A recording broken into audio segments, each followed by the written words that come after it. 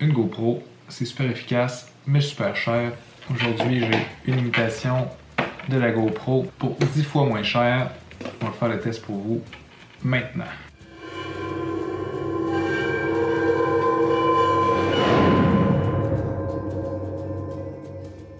Personnellement, j'adore les GoPro. J'en utilise souvent. Mais on m'a envoyé cette semaine un genre d'imitation de GoPro, donc une caméra d'action en fait, qui est 10 fois moins cher. Je vais mettre tous les prix dans la description. Je ne me rappelle plus exactement c'est quoi le prix, mais c'est pas mal moins cher. Cette caméra-là a un peu le look de la GoPro. Donc ça peut filmer en 1080p. Je sais que la GoPro peut aller plus haut, mais là on parle ici d'une machine qui est plus la base. On a plusieurs langages, on a le français, l'anglais, prendre des photos, des vidéos, et c'est pas mal ça. Donc, voyons voir de ce que ça a l'air.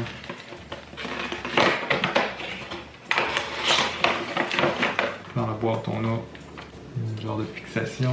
On a une fixation pour poteau, deux fixations adhésives. On a des genres de straps pour le fixer, j'imagine, à ton bras, quelque chose du genre. Une autre fixation, des fixations pour trépied, le câble de chargement, des autocollants. Et on a la caméra qui est plus grosse que cette version-là de la GoPro. Peut-être un petit peu plus gros que la version 4 de la GoPro. Donc, qu'est-ce qui est le fun aussi, c'est que toutes les mêmes fixations que la GoPro, ça va fonctionner. Donc, si vous avez déjà des fixations, ça aucun problème, c'est exactement les mêmes. Le système d'enclenchement est pas mal le même que la version 4 de la GoPro. Donc, la caméra elle-même est quand même légère, étonnamment. La grosseur est quand même similaire à la GoPro. Celle-là est plus légère. Donc, qu'est-ce qui est bien aussi avec ce modèle-là, c'est que tu as un écran aussi à l'arrière. Ça permet de voir au moins ce que tu filmes en temps réel, puis même à regarder avant pour voir si c'était bon. Donc, on a ici pour la batterie, on a le bouton Power puis Mode en avant, un peu comme la GoPro. Un bouton OK, une cassette pour partir l'enregistrement. On a des boutons en haut en bas, j'imagine pour les menus. Puis on a les connexions ici. Donc la carte micro SD, un output si on veut le brancher sur une télé. Puis la prise pour le chargement directement. Je vais lire les instructions pour voir comment ça marche. Je vais mettre exactement les mêmes paramètres dans les deux. Je prends des images, puis je monte ça.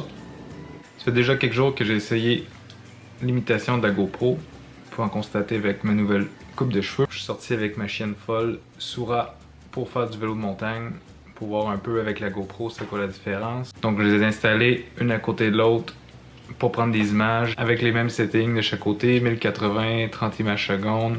La caméra est quand même très facile à utiliser. Tu as un bouton Power, un bouton OK, tu as des petites flèches pour sélectionner les options que tu veux mettre. Vraiment, ce qui est étonnant sur celle-là aussi, c'est qu'elle a un stabilisateur d'image, un peu comme la GoPro. Donc, quand ça shake trop, ça vient shaker un peu moins. Avec l'écran en arrière, c'est super efficace. Tu peux voir en même temps ce que tu filmes. Par contre, celle-là n'est pas tactile, donc il faut que tu ailles sur le menu avec les boutons. Si maintenant, on compare ce que je voulais comparer le plus, c'est en 1080p, 30 images secondes. Est-ce que ça peut se comparer? On voit très bien que l'image de la GoPro en 1080, c'est beaucoup supérieure à celle-là. Même celle-là, des fois, je me demandais si c'était pas en 720. Des fois, on voyait comme en 1080. Donc, je suis sorti avec ma chienne folle, Soura, pour faire du vélo de montagne, pour voir un peu avec la GoPro c'est quoi la différence. La GoPro est aux alentours de 500-600$, tandis que celle-là, elle vaut à peu près 70$. C'est difficile de balancer entre les deux. C'est sûr que si l'image est vraiment importante, puis pour faire des montages vidéo, puis des choses super cool avec, c'est sûr que la GoPro, tu peux pas la remplacer. Si tu veux juste avoir une caméra que tu peux traîner partout, pas faire attention, puis pour prendre des images correctes, à ce moment-là, ça peut faire l'affaire.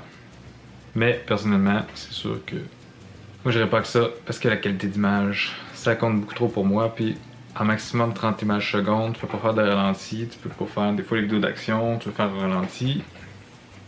C'est pas possible avec celle-là en 1080. Je vais vous mettre tous les liens dans la description.